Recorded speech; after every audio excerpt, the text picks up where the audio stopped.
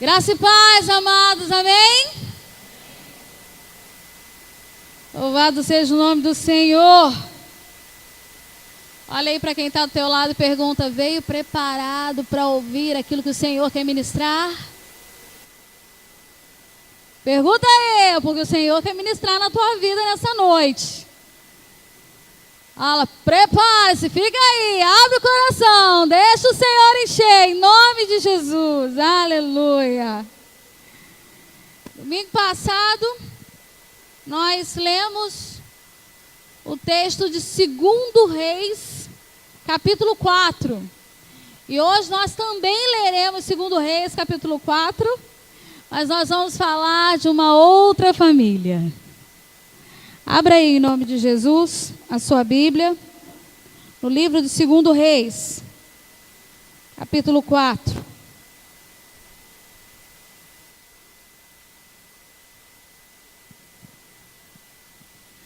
Nós falamos sobre, nos domingos anteriores, colocar o lixo para fora, nessa campanha de colocar a casa em ordem, de dar a honra a quem merece honra.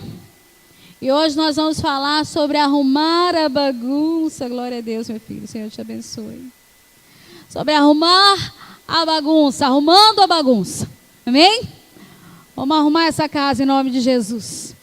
Segundo o livro de Reis, diz assim: certo dia, a mulher de um dos discípulos dos profetas foi falar a Eliseu: teu servo, meu marido, morreu, e tu sabes que ele temia o Senhor. Mas agora veio um credor que está querendo levar os meus 2 filhos como escravos. Eliseu perguntou-lhe: como posso ajudá-la? Diga-me, o que você tem em casa? E ela respondeu: tua serva não tem nada, além de uma vasilha de azeite. Então disse Eliseu: vá pedir emprestadas vasilhas a todos os vizinhos, mas peça muitas. Depois entre em casa com seus filhos e feche a porta. Derrame daquele azeite em cada vasilha e vá separando as que você for enchendo. Depois disso, ela foi embora, fechou-se em casa com seus filhos e começou a encher as vasilhas que eles lhe traziam. Quando todas as vasilhas estavam cheias, ela disse a um dos filhos: tragam-me mais uma. Mas ele respondeu: já acabaram. Então o azeite parou de correr. Ela foi e contou tudo ao homem de Deus, que lhe disse: vá, venda o azeite e pague as suas dívidas, e você e os seus filhos ainda poderão viver do que sobrar. Amém? Senhor, nós dependemos, ó Pai, totalmente do Teu Espírito Santo.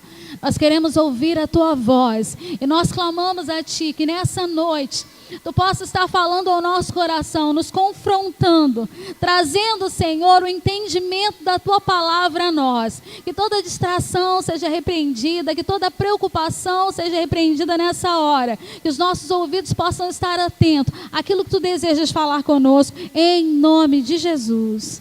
Amém. Amém. Glória a Deus. Nós falávamos aqui uns domingos atrás que para poder colocar a casa em ordem, a gente começa fazendo uma faxina, né? Aí a gente tira tudo do lugar e vai tirando todos os cantinhos, levanta tapete, levanta a mesa, levanta a cadeira. E aí, de repente, quando você olha que está tudo para cima, você pensa assim: nossa, que bagunça. Parece que soprou aqui um vento forte, um terremoto, tirou tudo do lugar. Mas quando essas coisas vão se levantando, quando os lugares que pareciam escuros, propícios para a sujeira, começam a ficar exposto, isso quer dizer que nós estamos começando a limpar esta casa. Amém? E nós vamos colocar essas coisas no lugar, em nome de Jesus. Nós vamos arrumar essa bagunça. Nós vamos colocar isso diante do Senhor. Uma das coisas que a gente aprende na vida espiritual e na vida financeira com essa mulher aqui, é que você não pode aceitar a situação que você se encontra. Aquela mulher se encontrava numa situação em que ela tinha ficado viúva e por algum motivo, de alguma forma, uma dívida foi contraída e ela foi procurar o profeta para dizer: olha, meu marido era servo do Senhor, temente a Deus, mas ele morreu e os credores estão batendo na minha porta, e naquela época você sabe que quando a pessoa não tinha nada para dar em troca para poder pagar a dívida, eles levavam os filhos como escravos. Aquela mulher, ela não aceitou a situação. Tem muita gente que se encontra diante de uma situação, ou que ficou desempregado, ou que perdeu, né, ou que faliu, ou, enfim, diante de perdas, que às vezes simplesmente se acomoda. Tem gente que fica paralisado diante de uma situação de crise, diante de uma situação difícil. Tem gente que não consegue nem parar para orar. Tem gente que fica tão paralisado, está tão destonado, tão longe daquele convívio com o Senhor de todo dia, que quando alguma coisa terrível acontece, a pessoa não consegue nem parar para orar. Ela começa a se lamuriar, ela começa a ficar chateada, mas essa mulher aqui ensina pra gente que no momento de aflição, no momento de uma perda, no momento de uma tragédia, a primeira coisa que a gente tem que fazer é ir atrás de quem pode te ajudar. Amém? Então diga para o teu irmão, não aceite essa situação. Não aceite essa situação. Essa mulher, apesar da fidelidade do marido dela, aconteceu, contraiu a dívida. Eu pensava, né, me colocava na situação dessa mulher. Gente, hoje até para morrer, tá complicado. Porque o enterro é caro. O enterro é caro. E aí o Senhor ministrava no meu coração uma coisa que muitas vezes nós não paramos para pensar. Mas fica aí a dica para você que é chefe do lar aí, você mulher também, chefe do seu lar, que tem coisas que a gente não quer fazer, mas que vai fazer muita diferença na vida da sua família. Quando algo assim acontece, a gente percebe que quando você faz um plano funeral, sua família não sofre tantos danos no momento. Quando você faz um seguro de vida, a sua esposa ou os seus filhos não vão sentir financeiramente tanto o peso, porque emocionalmente vão sentir sempre. Gente, e é um valor tão pequeno. São uns investimentos assim de 10, 11 reais por mês, que a gente gasta isso muito mais num lanche bobo. Eu posso dizer que eu vi nisso no meu marido essa preocupação. Mas naquela época não tinha seguro de vida. Mas hoje você está vivendo num tempo que tem. E quando a gente fala de finanças, a gente não pode pensar só na gente. Ah, morri, acabou, eles que se virem para lá. Fez toda a diferença quando meu pai faleceu. Meu pai, ele mesmo pagou o enterro dele. Minha mãe não sofreu com esse tipo de coisa. A gente precisa se preparar porque a gente nunca sabe quando vai chegar o nosso momento. E aquela mulher, mesmo sem seguro de vida, ela sabia que o marido dela servia a um Deus que fazia todas as coisas, que fazia diferença. Ela sabia que o marido dela era um homem temente a Deus e ela vai atrás desse homem, então, porque ela não aceita essa situação. E a Bíblia nos ensina que não interessa, ainda que você tenha contraído essa dívida, porque o marido morreu, que foi o caso daquela mulher, vamos supor que tenha sido isso. A Bíblia fala que dívida é dívida e a gente tem que pagar. Sabia disso? Mas eu fiquei desempregado. Eu sei, mas dívida é dívida e a gente tem que pagar. E lá em Romanos 13:8 diz que não deveis a ninguém coisa alguma a não ser o amor. Eu sei que muitas coisas acontecem na vida da gente. Às vezes uma enfermidade que assola, a pessoa para de trabalhar, não tinha INSS, né? Ela não fez uma compra absurda, era uma compra necessária para o dia a dia, né? Mas a verdade é que independente da situação que isso aconteceu, a gente não pode dizer, eu estou perdoado só porque eu estou desempregado. Não. A gente tem que tomar uma atitude, ir atrás de quem pode ajudar. E aí essa mulher, ela vai ensinando para a gente uma segunda coisa, para arrumar essa bagunça que de uma certa forma se instaurou ali. Você precisa buscar a orientação necessária. Como eu falei, ela foi atrás de quem podia ajudar, ela foi atrás de alguém que ia poder orientá-la. Alguém que ia poder falar assim, olha, faz assim. pode ser desse jeito, pode ser dessa forma, pensa desse jeito. E aí eu fiquei pensando que para isso às vezes acontecer, às vezes a gente precisa colocar o orgulho de lado e reconhecer que você não sabe lidar com aquela situação. Às vezes isso é mais difícil para os maridos. Às vezes quando a gente conversa com alguns casais e pergunta, e aí, como é que estão as coisas, como é que está a situação financeira? A mulher é a primeira a dizer, nós estamos precisando de oração. E às vezes o marido fala, tudo bem. É conta atrás de conta chegando, ele fala, beleza. E eu quando eu estou falando do profeta que vai perguntar. É o profeta perguntando, tá tudo bem? Está precisando de alguma coisa? Quer que eu ore alguma coisa por você? Né? Eu tenho o hábito de várias vezes estar perguntando para os irmãos, você tem algum motivo de oração? E tem gente que não tem motivo de oração, não tem pedido de oração, glória a Deus. Mas aí depois você percebe que aquele montoeira de conta chegou, bateu a porta e ela ficou ainda mais enrolada porque ela não buscou orientação. Por exemplo, você é um cabeleireiro ou uma cabeleireira. Necessariamente, você tem que ser um bom profissional, você tem que estudar, você tem que fazer cursos, ver o que está saindo de produto novo, de técnicas novas para poder usar. Agora, porque você é um bom profissional, isso quer dizer que você vai ser um bom empreendedor, administrador? Você vai ser um bom empresário? Só ter uma habilidade não vai garantir uma boa administração. Seja ela qual for a sua habilidade.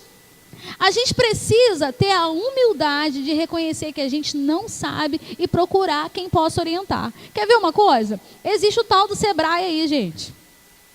Existem muitos cursos de graça. E existe a consulta que eles fazem também de graça a respeito da empresa. Ou seja, se essa não é uma habilidade sua, se você não tem uma habilidade para gerenciar, você precisa pedir ajuda. Porque pode começar muito bem, bombando, clientela, entrando dinheiro e tal. Se você não souber administrar esse dinheiro, você vai entrar numa roubada também. Trabalhando. Fazendo aquilo que é íntegro, sincero, justo. Mas se você não sabe administrar, você vai ter problema. Se você não sabe como administrar a sua casa, cadê a moça que vai ficar noiva? Né, moça? Cadê o pessoal que vai casar? Né? Glória a Deus! Recebe um som aí, vocês que ainda estão esperando no Senhor. O que acontece? Se você não sabe administrar, se você não procura se informar, se você não desenvolve isso de anotar as coisas e guardar, se precaver, lá na frente você vai ter problemas também. Tem coisas que nos acometem, tem coisas que nós acabamos procurando. A gente precisa colocar o orgulho no bolso, levantar a cabeça e com humildade e perguntar para alguém que pode te orientar. E como para quem é espiritual, tudo é espiritual, você precisa perguntar para o seu líder, para o missionário, para o pastor, de que maneira você pode colocar isso diante do Senhor. O problema é que na maioria das vezes a gente procura o pastor quando a bomba estourou. Quando o trem já está fervilhando. Mas no geral a gente não procura antes para pedir uma orientação. O que o senhor acha? Diante da Bíblia, o que a Bíblia me orienta a respeito disso? Ora comigo a respeito disso. A gente precisa ter essa humildade, gente. Porque a gente corre um sério risco de lidar com essa situação porque a gente não reconhece que a gente não tem determinadas habilidades. É uma bênção você poder ter algo e você poder usufruir disso.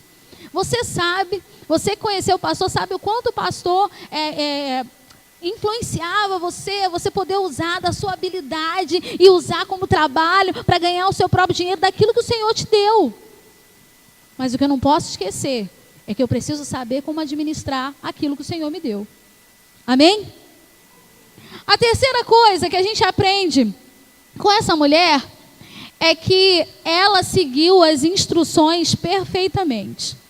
O profeta disse para ela, olha, vai lá, pega um monte de vasilha, com a maior quantidade de vasilha que você puder, você entra no seu quarto com os seus filhos, fecha a porta, vai derramando o azeite, depois que você derramar o azeite e tal, pega, vende, paga as suas dívidas e depois vive do resto. Mas tem gente que não consegue nem seguir a instrução de um médico. Tem gente que tem um problema sério de saúde, aí vai no médico, o médico passa remédio tal, aí a pessoa traz obrigada, a receita para casa, às vezes até compra todos os remédios que o médico falou, né? Aí quando chega em casa, começa a ler a bula do remédio. Eu aprendi com meu pai era farmacista, né? Que se você começar a ler bula de tudo que é remédio, você não toma remédio nenhum. Porque ele sempre tem contraindicação. Você vai ter que, de alguma forma, confiar em alguém que sabe, que estudou para aquilo. Aí a pessoa começa a ler a bula e ela começa assim, esse aqui eu não vou tomar não. Esse aqui eu não vou tomar 2, eu vou tomar um só. Gente, eu não conheço uma pessoa só não. Eu conheço muita gente que faz isso. Esse aqui eu não vou tomar à noite, eu vou tomar só de manhã. O médico falou que era para tomar de manhã, não. Eu não vou tomar. E começa a se auto-administrar a medicação. E a coisa não anda. E não consegue desenvolver. Fica cada vez pior. Eu estou falando de uma coisa que deveria ser simples. Às vezes, com as finanças, a gente faz do mesmo jeito. A Bíblia ensina pra gente uma maneira de fazer, de falar assim, não, isso aqui eu não vou fazer não. Essa oferta aqui eu não vou dar. Esse dízimo aqui é muito para eu tirar do meu orçamento, eu vou tirar só tanto. E você acha que se auto-administrando, sem ter a consciência do princípio, sem ter a orientação adequada, a formação adequada para isso, você acha que você vai conseguir resolver o seu problema. Amado, entenda uma coisa. Na vida espiritual, na vida familiar, na vida financeira, você só consegue alcançar a sua vitória quando você segue à risca as instruções do Senhor. Amém? Fala para o teu irmão aí, siga à risca. Não dá para fazer pela metade. Ou você faz tudo, ou você vai continuar enrolado, você vai continuar encrencado. E aí tem um negócio legal aqui, nessa história da mulher, quando o profeta manda ela ir buscar as vasilhas, é que essa mulher demonstra que ela tem um bom relacionamento com as pessoas. Gente chata, gente arrogante, gente ingrata, por onde passa, fecha as portas. E aí, o mundo que gira para todos, um dia, quando você está embaixo, você não consegue se relacionar, você não consegue ser abençoado por aquelas pessoas, porque você fechou a porta por onde você passou. É importante, irmãos, nós termos bons relacionamentos com as pessoas. Você não tem que viver enfornado na casa de ninguém. Mas bom relacionamento é padrão de Jesus. Que a gente tome isso por lição. Porque de várias formas, quando você tem esse coração aberto, um coração grato, o Senhor vai lembrando para você fulano, beltrano, ciclano, e Ele vai colocando essas pessoas na sua vida, que vai abrindo portas para você, vai ajudando você a sustentar situações, vai conseguindo emprego para você, vai conseguindo muitas vezes aquele médico que você não conhecia, que você precisava, enfim. Cuidado como você tem tratado as pessoas com quem você convive, com quem você trabalha, de quem você é vizinho. Faça exatamente como a palavra ensina. Quarta coisa. Vamos lembrar a primeira coisa? Não aceite essa situação. Vamos repetir comigo? Primeira coisa, não aceite essa situação. Segunda coisa, busque orientação. Terceira coisa, siga as instruções. E quarta coisa, Deus realiza um milagre a partir do que você tem. O profeta pergunta para ela, vamos ler lá? Versículo 3. Amém? Eliseu perguntou-lhe: como posso ajudá-la? Diga-me, o que você tem em casa? E ela respondeu: tua serva não tem nada além de uma vasilha de azeite. Aí eu estava pensando lá em casa. Você já parou para pensar o que é que você tem nas mãos? Quando a sua conta bancária está vazia, o que é que você tem nas mãos? O que é que foi dado a você? O que é que você, de alguma forma, adquiriu? Ela olhou para aquela situação e ela falou assim: não tenho nada. Eu só tenho uma botija de azeite. Mas foi aquela botija de azeite que fez o quê? Toda a diferença.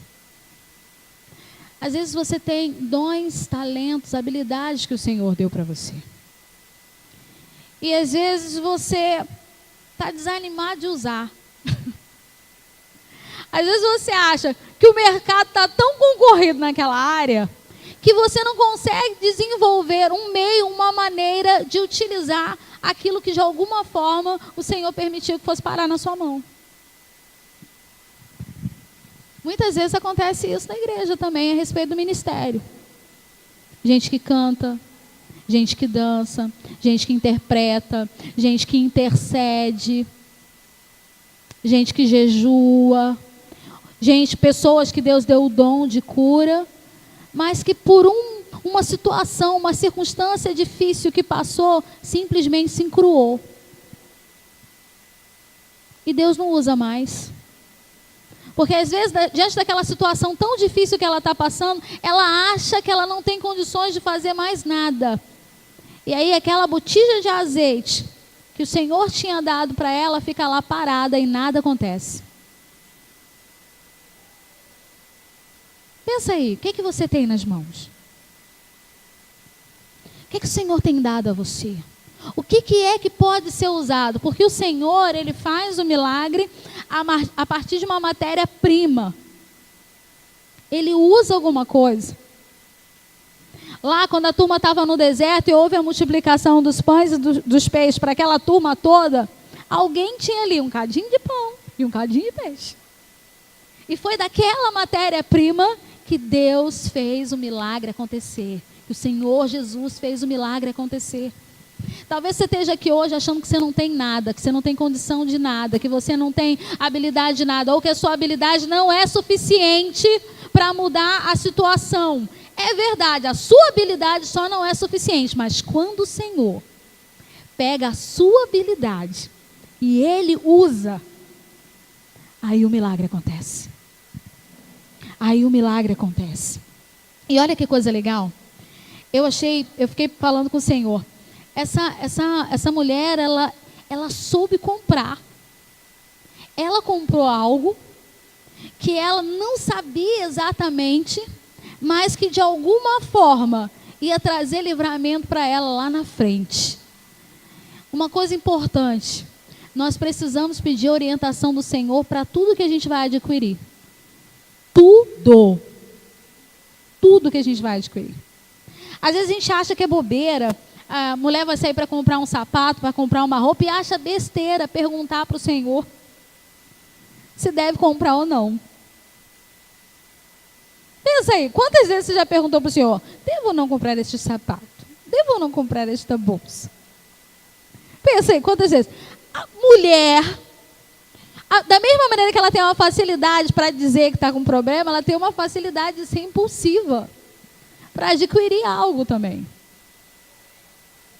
E aí, o Cleiver sempre usava uma expressão, meu Deus, como eu aprendi com meu marido. O Cleiver sempre usava uma expressão assim: quando você vai comprar alguma coisa, você tem que fazer para você pelo menos 3 perguntas. Até anotei aqui porque para eu não esquecer.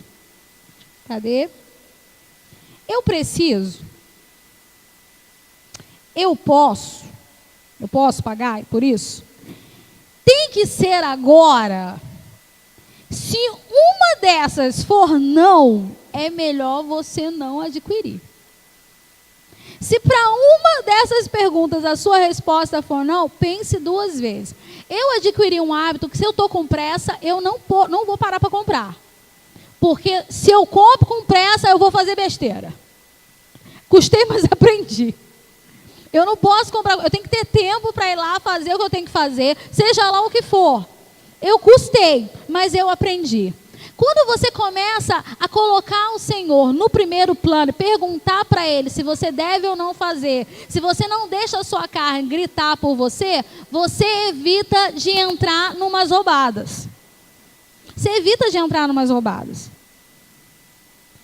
Mas aí a gente pensa assim, não, mas é justo. A casa está precisando, é verdade, está precisando, mas às vezes ela não está precisando agora.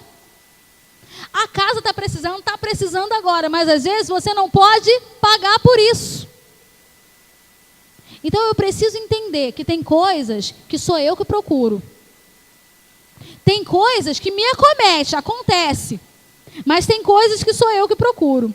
Uma coisa que aconteceu comigo com o Cleiver, quando nós nos casamos, assim que nós nos casamos, o Cleiver ficou 6 meses sem receber. Pensa. A gente entrou para a nossa casa, a gente levantou a casa, mas a gente não terminou a casa, então a gente só levantou a casa, isolou metade da casa, ficamos com um quarto, um banheiro e uma cozinha, por terminar. E nós pulamos para dentro. Nós nos comprometemos em casar, nós vamos casar naquela data. Levei 5 anos namorando. Se fosse hoje, eu não ficaria tanto tempo namorando, porque a gente tem ensinado que crente que quer permanecer santo não pode ficar muito tempo namorando, senão acaba dançando. E aí, foi luta, foi difícil, mas nós chegamos lá. E aí ele ficou 6 meses sem trabalhar. E aí, quando você se encontra numa situação que você não consegue ver outro meio, porque 6 meses sem trabalhar não, 6 meses sem receber. Ele levantava todo dia de manhã cedo, meu marido 5 horas da manhã estava de pé, saía no frio, na chuva, a chuva batendo firme lá em Teresópolis, um gelo, e ele saía de manhã cedo para a marcenaria para ir trabalhar. Mas não recebia. Trabalhava até as 5:30 da tarde, mas não recebia. E aí, antes de eu casar, a gente tinha uma loja e eu dava aula de canto. Eu fiz formação em técnica vocal também, e eu dava aula de canto nessa loja. Antes da gente se casar, a gente tinha se desfeito dela. E aí, a nossa casa era distante do centro da cidade. Ficava na estrada de Teresópolis, Friburgo, era afastado do centro. O que eu sabia fazer naquele momento era dar aulas de técnica vocal. E eu dava algumas aulas lá em Teresópolis, mas não era suficiente. E aí, algumas pessoas me ligaram, me procurando de outra cidade, da cidade do pé da serra, que a gente chama lá de Guapimirim, para que eu pudesse ir lá até aquela cidade para dar aula. E o pastor fechou um pacote comigo, então, de determinadas pessoas ali, mas o horário que eles tinham, que a maioria das pessoas podiam fazer, era só os últimos horários da noite, porque a turma trabalhava. E eu voltava para casa no último ônibus, que eu saía correndo para não perder, porque se eu perdesse, eu não tinha mais como voltar para casa. Saltava no centro da cidade, pegava um outro ônibus, que pegava a estrada Teresópolis Friburgo, e meu marido, meia-noite, ficava me esperando no ponto de ônibus para descer. E isso ainda não era suficiente. E aí eu e minha companheira Viviane, tivemos a oportunidade de ir trabalhar na rua entregando folheto de propaganda. Gente, o sol aqui é terrível, mas as ladeiras de Teresópolis também não são nada fáceis. E a gente subia na amor, né, minha filha? Eu não lembro nem quanto que a gente ganhava por dia, eu sei que não era muita coisa, mas era o que a gente tinha no momento para pegar para fazer. E a gente pegou junto. Eu quero lembrar a você, mulher, que tem momentos na vida do seu marido que ele não vai poder prover. Acontece. A gente nunca espera que isso aconteça, mas acontece. E esse é o momento de falar, meu filho, nós estamos juntos. Se eu tiver que fazer faxina, eu vou fazer faxina, mas nós vamos pegar junto, porque essa fase vai passar. Amém? Mas nós vamos pegar junto, nós vamos fazer. Vai ter coisas que você vai ter que abrir mão da sua habilidade, da sua profissão e encarar outra oportunidade para você poder sustentar a sua casa. Às vezes o nosso orgulho pensa assim, nossa, fiz 4 anos, sei lá, de enfermagem. 4 anos são, né?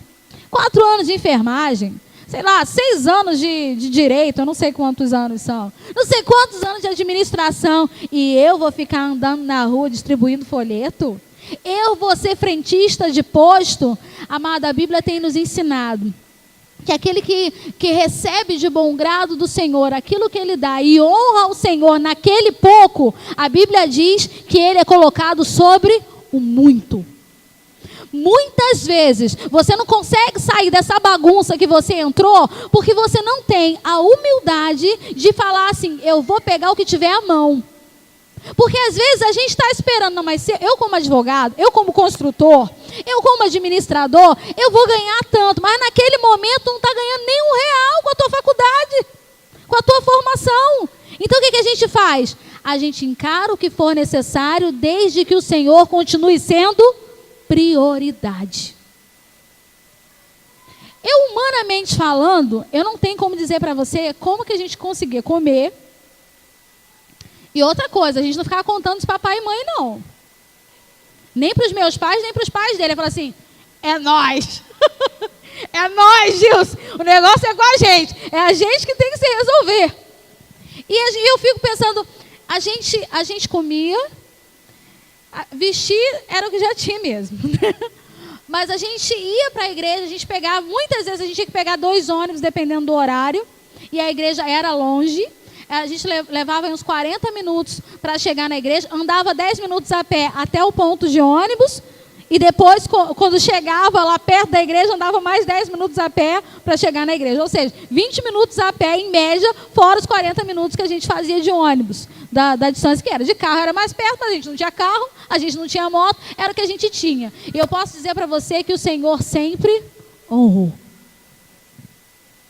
Esse é um momento onde a gente precisa entender que você precisa abrir mão de algumas coisas, das suas próprias vontades, e encarar aquela oportunidade que o Senhor está dando para você. Esse é o momento de sentar com a família e falar assim, olha meu povo, a nossa situação é essa aqui. A gente não entrou dinheiro para isso, não entrou dinheiro para aquilo. Nossas contas são essas e essas. E isso não é para fazer só com a sua esposa, não. Aliás, muitos maridos criam problema dentro de casa, porque quando são eles que administram, para proteger a mulher, para poupar a mulher, não fala o que está acontecendo. E aí, quando a mulher vai ver, a bomba está estourada. E ela está gastando, ela está agindo, está fazendo tudo normalmente. Não muda o padrão, porque ela não sabe o que está acontecendo. Mas quando você chega para a família, quando você chega para a esposa, ou ao contrário também, a esposa para o marido, né, e para os filhos, e fala, nossa situação é essa, nós precisamos mudar o nosso padrão de vida, nós precisamos cortar isso, nós precisamos cortar aquilo outro, todo mundo tem que ajudar. A Bíblia fala que a mãe mandou as crianças pegarem as vasilhas, manda mais uma vasilha. As crianças estavam trabalhando junto com ela, os filhos estavam trabalhando com ela. Quando chega no momento de crise, não tem, eu vou ter que sustentar, eu vou sustentar. Filho meu não vai trabalhar enquanto estiver estudando. Besteira. Quando você pode fazer isso, amém. Mas quando você não pode, isso é ignorância, gente. Você vai privar a sua família de um monte de coisas por causa do orgulho de que eu vou sustentar a casa. Amém, quando você pode, mas quando não dá, você precisa reconhecer isso e chegar para a turma, ó, meu pai tinha um negócio muito legal. Eu, vou ser sincera, eu era criança, eu não tenho a lembrança de como estava a situação financeira naquela época. Né? Quando eu tinha meus 8 anos, eu não tenho essa lembrança de como era a situação financeira. Mas eu lembro que Teresópolis era um lugar frio e a gente sempre tomava banho com chuveiro ligado, né? Não era com chuveiro desligado, que a gente faz aqui em Palmas. E a gente esquecia da vida debaixo do chuveiro. Tinha um pessoal que cantava debaixo do chuveiro, né, mãe? Tinha um pessoal que cantava debaixo do chuveiro e tal. Passava 10, 15, 20, 30... Gente, a gente brincando, ficava de 30 a 40 minutos debaixo do chuveiro. Quando meu pai estava em casa, ele dava uns sinais de alerta, né? Olha, chuveiro, não sei o que e tal. E depois que ele dava alerta e a gente, né, viajando dentro do banheiro e tal, dançando, cantando, ele ia lá no disjuntor do chuveiro e desligava. Caiu a água gelada. No início eu achava assim, ai, meu pai era cruel. Mas, gente, ele estava cuidando daquilo que ele queria prover para você. Tinha necessidade, as crianças saíam enrugadas debaixo do chuveiro, toda ressecada de água quente. E às vezes a gente não tem essa noção em casa, a gente não faz isso em casa com os filhos, não faz isso em casa com a esposa. A gente precisa ter essa noção, a gente precisa ter um cuidado. Ah, o ventilador está ligado, você saiu do ambiente, desliga a luz. Desliga esse ventilador, porque é a luz que está gastando, minha gente. Vai lá. Papai tinha um negócio legal que o Gil tem também. Tem hora que eu acostumei com isso também. Às vezes eu até desligo a luz do banheiro do mercado quando eu vou. É o hábito, por onde você vai passando, você vai desligando o interruptor. Quando você faz isso, você está administrando. Você está evitando que haja mais gastos. Mas às vezes o cara, querendo poupar a família, e muitas vezes não querendo ter que reconhecer para a família que errou, que fez escolhas erradas, ou que não foram escolhas erradas, foram acometidos daquela situação, mas não está sabendo lidar com isso, não quer reconhecer, o povo continua gastando. Olha para mim cá, meu povo, deixa as crianças aí na glória do Senhor, deixa eles. A gente continua gastando, como se pudesse. Nem quando você pode, você deve fazer isso. Quando Jesus multiplicou os pães e os peixes lá, a Bíblia diz que sobraram cestos. E o que ele falou? Recolhe tudo para que não haja desperdício. Desperdício também é pecado. Coloca isso na sua cabeça. Desperdício também é pecado. Uma outra coisa que acontece quando você começa a passar por dificuldades, está apertado numa dívida, normalmente a primeira coisa que dança são os dízimos e as ofertas. Porque aí você fala, não, mas eu tenho que pagar a luz. Porque se eu pego esse dinheiro de devolver o dízimo, eu não vou conseguir pagar a luz. Se eu não pago a luz ou a água, eu não posso fazer determinadas coisas dentro de casa. Tudo que o diabo quer é que você pense isso mesmo. Que gere uma incredulidade no seu coração de acreditar que o Senhor não vai suprir, que o Senhor não vai honrar a sua fidelidade. Nós temos falado aqui todos esses dias sobre honra, e o texto de Provérbios que diz, eu honrarei os que me honram. E aí talvez você esteja passando por lutas, por dificuldades, e poderia estar na escola dominical aprendendo sobre isso, e está tirando seu cochilo até mais tarde, porque você está muito cansado. Você trabalhou muito, você sempre levanta de manhã muito cedo, né? E aí é melhor descansar de manhã, Deus entende, porque Deus sabe o quanto você estava trabalhando. E aí você daqui a pouco vai ter que trabalhar mais ainda, porque você não está sabendo gerenciar aquilo que você está ganhando, que você está recebendo, e você não desfruta de nada. E depois perde o sono. Nem sono você consegue ter mais.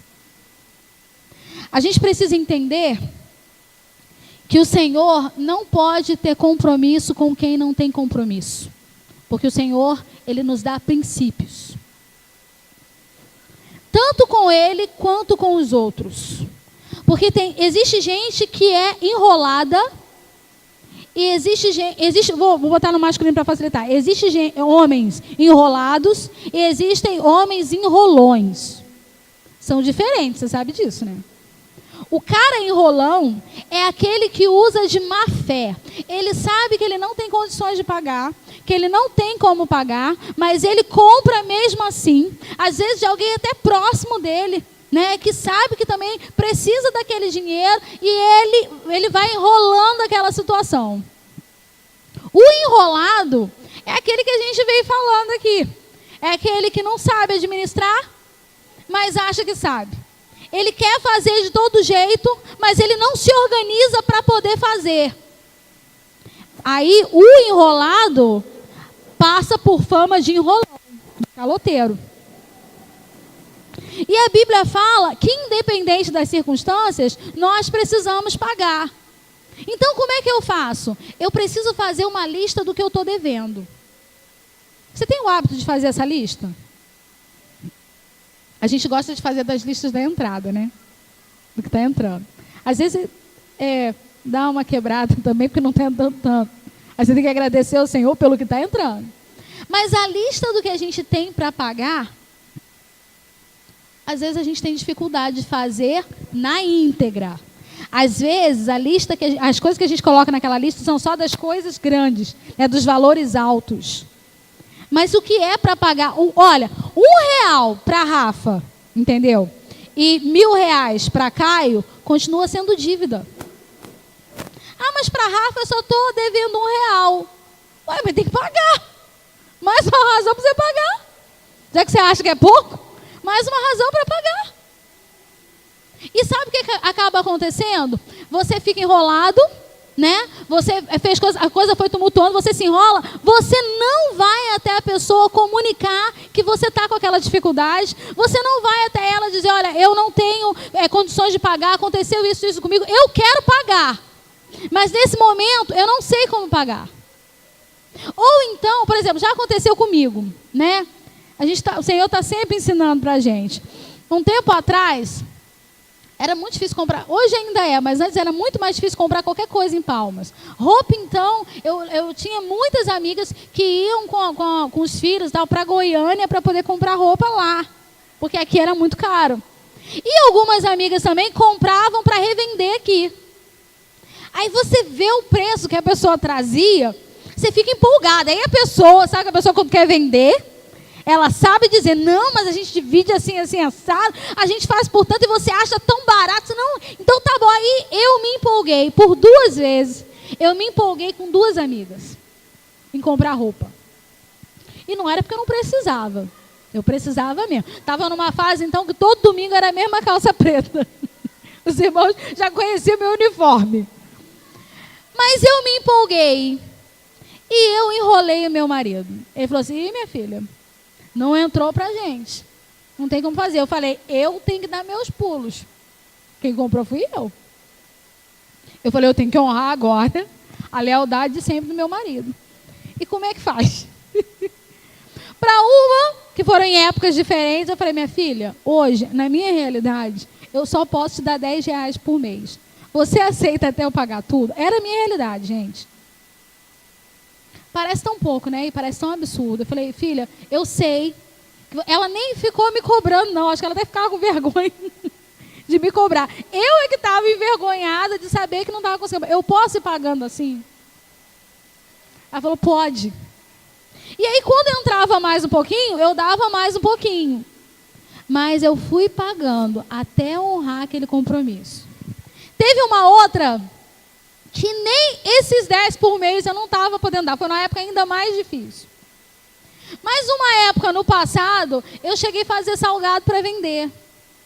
E aí teve uma programação na igreja dela, e ela perguntando para mim, você sabe de alguém que sabe fazer salgado? Eu falei, eu sei! Eu sei!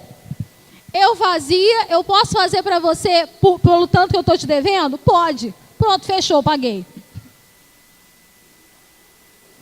A gente precisa mostrar para as pessoas, para quem você está devendo, que você quer pagar. Você está passando por luta agora. Mas seja sincero. E se a pessoa for grossa com você, engole quieto. Porque é um direito dela. E se você fizer como eu fiz, olha, cara, eu só posso te pagar 10. Todo dia tal, eu vou te dar R$10. Você aceita? Cumpra o que você falou. Porque eu volto a repetir. Deus não tem compromisso com quem não tem compromisso com os outros. Deu para entender? Nessa fase foi um momento tão difícil da vida da gente, que quando eu morei 8 anos aqui, quase 9 anos aqui na 71. Eu tive um senhorio maravilhoso chamado Dr. Omar. Cristão, advogado. E quando nós começamos a morar ali, nós estávamos conseguindo pagar antes do dia até do vencimento. Mas depois muitas coisas aconteceram, entradas que não entraram. E a gente começou a atrasar. Quando o Cleiver via que estava dando o dia, ele ligava para ele, doutor Omar, não entrou e tal, mas eu não esqueci, eu estou ligado e tal. Ele falava assim, pastor, tem um sotaque forte, goiano, pastor, o senhor pode ficar tranquilo. Quando o senhor tiver esse dinheiro, o senhor me dá. porque o Senhor sempre foi fiel em tudo que o Senhor cumpriu comigo. O Senhor não precisa mais ficar me ligando para dizer que não tem, mas que está correndo atrás. Quando o dinheiro chegar na sua mão, o Senhor pode me ligar que eu venho buscar. É qualquer um que faz isso? E é com qualquer um que você pode dizer uma coisa dessa? Quando você procura andar em fidelidade, a pessoa sabe que você tem buscado andar em fidelidade, ela se compadece de você. Como em muitos casos, não foi o meu caso, mas eu conheço várias histórias de várias pessoas que passaram por isso também. E o credor virou para ele e falou assim: meu filho, esquece essa dívida, acabou, está pago. Esquece isso. Porque ele sabia que aquela pessoa era uma pessoa íntegra, mas que estava passando por uma dificuldade grande naquele momento. Deus te honra. Deus honra a tua fidelidade. Tuas finanças serão abençoadas através da tua fidelidade para com o Senhor e com a tua integridade. Integridade. O milagre de Deus só vai vir na vida da gente através da fidelidade com integridade. Eu não sei qual é o teu momento de dívida. Eu não sei qual é o teu montante de dívida. Talvez hoje a sua dívida nem seja tão grande. E dívida que eu falo são de coisas que estão para trás, porque coisa para frente está sendo acertado. Vocês estão entendendo? Vai vencer, está no prazo. Dívida é aquilo que você não conseguiu honrar, cumprir. Aquilo que está para trás. Eu não sei qual é o teu montante que está para trás. Mas eu posso garantir a você que quando há fidelidade, sinceridade no seu coração, o Senhor quer te ajudar a honrar.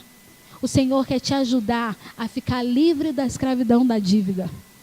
Assim como o Senhor tem o maior interesse de nos ver livres, libertos do pecado. E na sua palavra, Ele nos mostra várias maneiras de como Ele deseja nos ajudar a ficar liberto do pecado, a ficar afastado do pecado. Assim também, com relação às suas dívidas, o Senhor quer, o Senhor deseja, o Senhor anseia te ver liberto de cada uma delas. E o Senhor, Ele tem a maior capacidade de todas de pagar o mais alto preço para que você esteja livre da escravidão. Foi assim com a morte na cruz.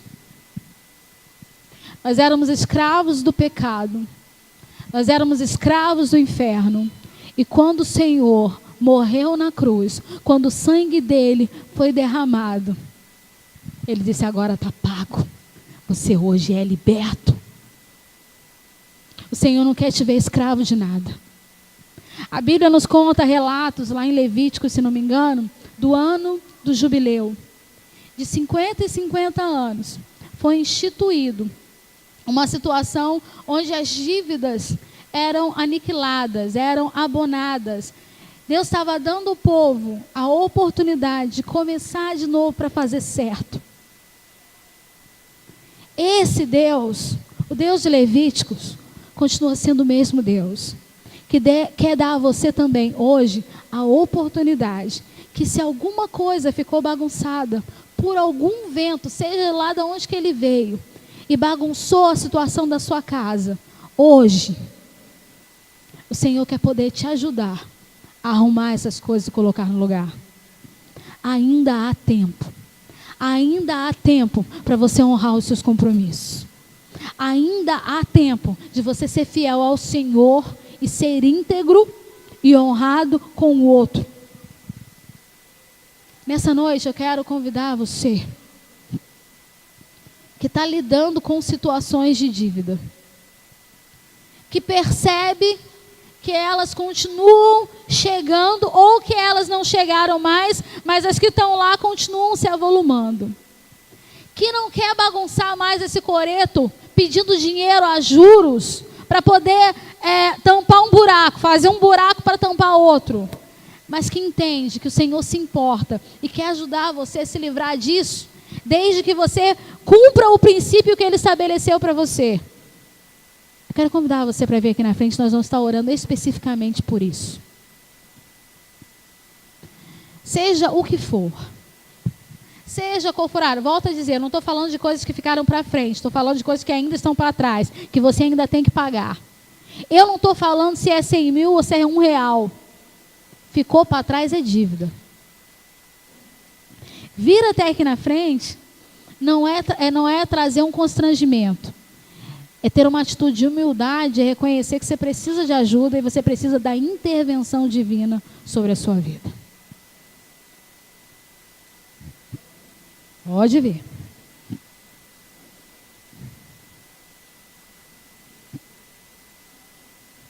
Não fica preocupado se alguém está olhando para você, não.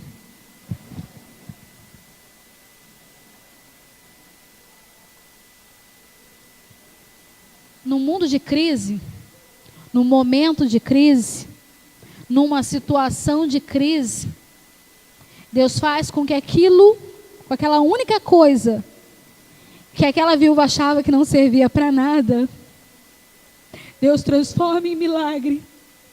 Faz com que você honre os seus compromissos. Ainda faz com que você possa desfrutar do restante.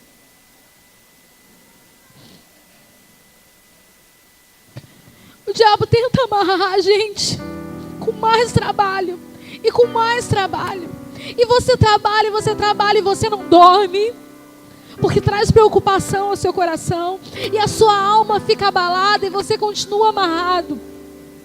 Mas essa noite eu quero dizer para você, honre ao Senhor. Seja sincero com a realidade que você está vivendo no momento. Toma uma atitude diante disso, fala: Senhor, a situação é essa. Vá atrás de quem, por algum motivo, você entrou nessa situação de dívida. Às vezes foi alguém que não pagou você, que deixou você nessa situação. Mas nunca deixe de ser fiel ao Senhor. Nunca abra mão da sua fidelidade ao Senhor. Nunca abra mão dos seus dízimos, das suas ofertas. Porque o Senhor faz promessa: honrarei aqueles que me honram e tratarei com desprezo aquele que me despreza. Estende a tua mão para frente assim. Estende a tua mão. Pensa em cada centavo. Não estou falando de teologia da prosperidade. Não estou falando de barganha com Deus. Estou falando daquilo que a Bíblia ensina. Coloca diante do altar do Senhor e diga: Senhor, Tu sabe que eu quero fazer direito, mas eu não sei como fazer, Senhor. Tu sabe que eu quero honrar com os meus compromissos, mas nesse momento eu não sei como me comportar, como agir. Diga para Ele: Senhor, eu estou aqui nessa noite como aquela viúva. Eu estou vindo até a Tua presença para contar a minha situação e para dizer o que eu tenho nas minhas mãos. Espírito Santo de Deus, nosso coração é tão frágil, Senhor. E às vezes o orgulho nos atrapalha tanto de avançar, Senhor, numa vida do sobrenatural em meio às nossas muitas aflições. Mas essa noite nós clamamos a Ti: quebra o nosso orgulho, Senhor, e dá a nós a oportunidade que foi dada àquela mulher de arregaçar a manga, ir para a rua, ia juntar o maior número de vasilhas ali, botou a família junto para participar daquele milagre, daquela orientação do profeta. E nós queremos fazer isso também, Senhor. Nós não estamos querendo nos privar de trabalhar, não. Teus filhos querem trabalhar, Senhor. Diz para nós, diz como é que é para fazer, porque nós queremos fazer do Teu jeito. E nós seremos fiéis a Ti. Continuaremos Te honrando com os nossos dízimos, com as nossas ofertas. E sendo honrados com os compromissos que nós vamos cumprir. Nessa noite, amado, em nome de Jesus, siga as instruções à risca. Milagre não vai acontecer na sua vida se for pela metade. Ouça o que a palavra do Senhor diz para você e siga à risca. Porque o maior interessado de te ver livre e liberto não é você, é o próprio Senhor. O maior interessado de te ver com as contas honradas é o Senhor. Então nessa noite, em nome de Jesus, tome posse desse compromisso e diga: Senhor, eu vou obedecer como aquela viúva, eu vou seguir à risca as tuas orientações, e em nome de Jesus, eu vou poder testemunhar ainda nessa igreja do milagre da botija que será derramado, onde eu honrarei os meus compromissos e vou poder abençoar outras pessoas ainda, vivendo do restante, em nome de Jesus. Em nome de Jesus. Você pode aplaudir o Senhor? Em nome de Jesus. Você crê nisso? Em nome de Jesus. Diga: eu tomo posse. Diga para o teu irmão: toma posse em nome de Jesus. Toma posse em nome de Jesus. Aleluia. Se coloca de pé, amado, em nome de Jesus.